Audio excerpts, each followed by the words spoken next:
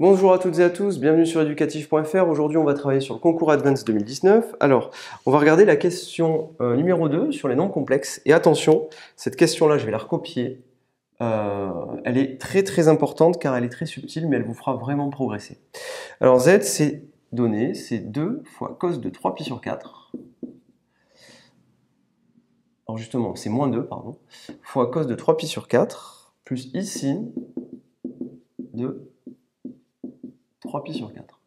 La question qui vous est posée, c'est calcul du module et argument. Alors, déjà, je vous donne le... J'ai pas fait la question, hein, je la découvre en même temps que vous. Déjà, il y a un piège, c'est un classique. Alors, je vous explique où est le classique. Quand vous avez un nombre complexe, un nombre complexe, quand vous voulez l'écrire sous forme... quand vous voulez l'écrire sous forme exponentielle. Je vous fais le piège et je vous fais la question tout de suite. Si je vous dis z égale moins 3 i pi sur 6, voilà. Est-ce que ça, c'est une écriture sous forme exponentielle? La réponse est non. Pourquoi? Parce que le nombre qui est là est négatif.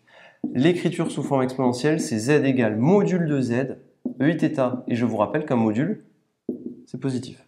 Donc dès que vous voyez un nombre négatif devant, ei pi sur 6 par exemple, et bien du coup, vous savez que ça, c'est pas l'écriture forme exponentielle. Ce n'est pas l'écriture forme exponentielle.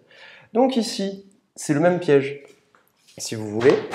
On vous demande déjà, premièrement, donc là on va réfléchir un petit peu avant, mais on fait comme si on était en situation de concours.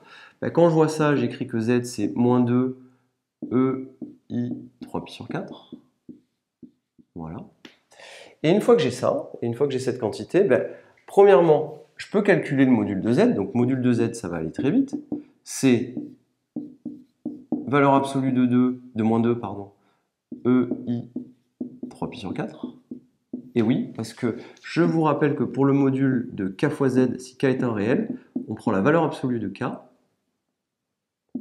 multiplié par le module de z, si k est un réel.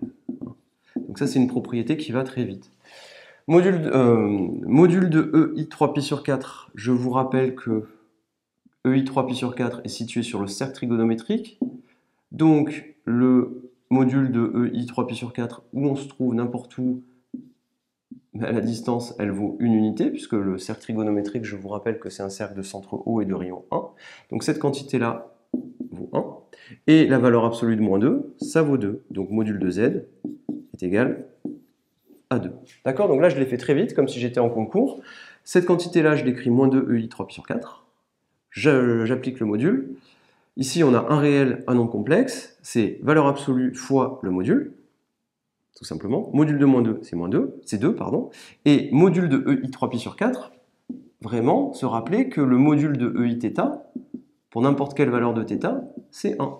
Alors, s'il y a des gens parmi vous qui ne se rappellent pas pourquoi module de ei θ, ça fait 1, l'argument simple, c'est que quand vous prenez un point M d'affixe ei θ, il est situé sur le cercle trigonométrique. Et le cercle trigonométrique, je vous rappelle que son rayon, c'est une unité. Donc, n'importe où vous vous placez, vous avez une distance de 1. Ok, sinon il y a une manière plus mathématique de le faire. Module de ei θ, c'est quoi? C'est racine carrée de cos carré θ plus sin carré θ. Cos carré plus sin carré, vous savez que ça fait 1. D'accord? Si jamais vous ne savez plus pourquoi cos carré θ plus sin carré ça fait 1, je vous donne encore une fois l'astuce. Vous faites un cercle trigonométrique, bon je l'ai un peu mal fait, vous prenez un point M d'affixe θ, et ce point M, il a un cosinus, pardon, un sinus, Pythagore. Alors, je vous le réexpliquerai plus tard. Vous vous référerez un petit peu au... Si vous voulez, je peux vous le faire là plus en détail, si vous voulez. Mais il faut se référer au cours de trigonométrie de première. Donc, si on prend un point M, par exemple, d'affixe ei θ, ici, vous voyez que vous avez la valeur cos θ et là, sin θ. Je vous rappelle que le cercle trigonométrique, son rayon, c'est une unité. Donc ici, vous avez 1. Et si vous appliquez Pythagore, vous faites cos carré θ plus sin carré θ ici, d'accord? Eh bien, c'est égal à 1 au carré, c'est l'hypoténuse. Voilà. Donc du coup, cos carré θ plus sin carré θ vaut 1. Pythagore, cercle trigonométrique, c'est tout ce qu'il faut se souvenir. Maintenant, une fois qu'on a calculé le module, on sait que module de z vaut 2, et bien du coup, il va falloir calculer argument. Alors, je reviens à l'exercice. Tout ça, c'était des digressions. Si jamais parmi vous, il y a certaines personnes qui ne se rappellent plus, comment calculer module de iθ, ou qui ne se rappelle plus pourquoi module de iθ vaut 1. Je vais faire donc le calcul argument. Alors, je suis allé un peu vite sur ces parties-là, ce sont des rappels, mais vous pouvez les trouver dans les vidéos sur la trigonométrie première. Alors maintenant, calcul argument. Alors, l'idée, c'est quoi? L'idée, c'est absolument de devoir écrire cette quantité-là comme étant module de z de iθ. Parce que dans ce cas-là, si vous avez cette écriture-là, la quantité qui est là, c'est argument de z. Alors, comment va-t-on faire? Très simple. Je vais faire comme je l'ai déjà fait dans une précédente vidéo. Je vais faire une sorte de factorisation forcée, c'est comme ça que je l'appelle. Donc le module de z, je le connais, donc c'est 2. Je vais faire fois. Et ici, du coup, je vais écrire moins cos 3π sur 4, plus, oui, voilà, moins i sin 3π sur 4. Ferme la parenthèse.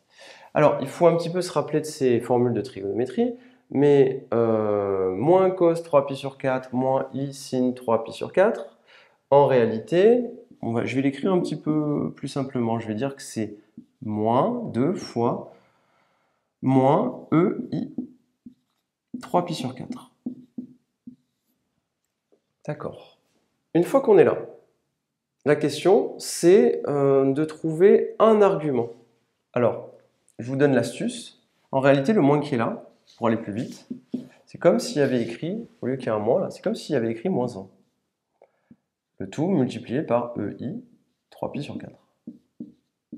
Et ce moins 1, moi je ne perds pas de vue ce que je veux. Qu'est-ce que j'ai? Qu'est-ce que je veux prouver? Je veux écrire cette quantité-là sous la forme 2 fois eiθ.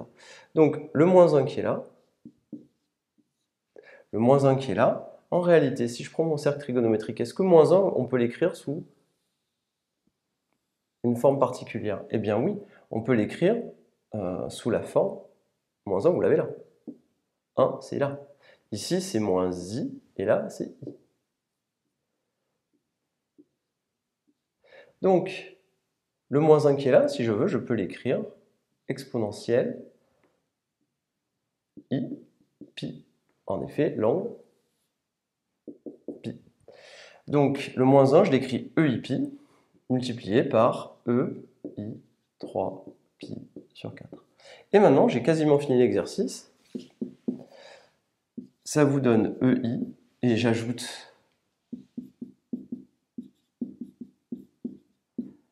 les angles, et au final, j'obtiens pi plus 3π sur 4. Donc, le module, c'est 2, et un argument, c'est pi plus 3π sur 4. Voilà. Alors, on va regarder si c'était la réponse qui était donnée. Je vais reprendre l'énoncé. Et dans l'énoncé, on nous disait argument de z égale moins 3π sur 4. Alors, on va réfléchir un tout petit peu ensemble. Si on le fait 3π sur 4, où est-ce que ça se situe sur le cercle trigonométrique? Alors, pi sur 4, c'est ici. 3π sur 4, donc là vous avez pi sur 4, 2π sur 4, 3π sur 4, vous l'avez là. 3π sur 4 est ici. Et pi plus 3π sur 4, vous vous retrouvez à l'opposé. Ici, vous avez pi plus 3π sur 4. Est-ce que cette quantité-là, c'est la même que moins 3π sur 4? Moins 3π sur 4, où est-ce que ça se situe? Moins 3π sur 4, c'est ici. Ce n'est donc pas la bonne réponse. Voilà. Donc, la réponse à cette question, c'est faux. Argument de z, c'est pi plus 3π sur 4. Ce n'est pas moins 3π sur 4 qui est situé ici. Donc, vous voyez bien que dans ces questions-là, il faut connaître son cours, connaître vraiment les formules de trigonométrie, parce que même à la fin, vous pouvez vous retrouver perdu au niveau de ces quantités-là. Donc, ici, pi plus 3π sur 4, il module C2. Je vous remercie et à très bientôt sur educatif.fr.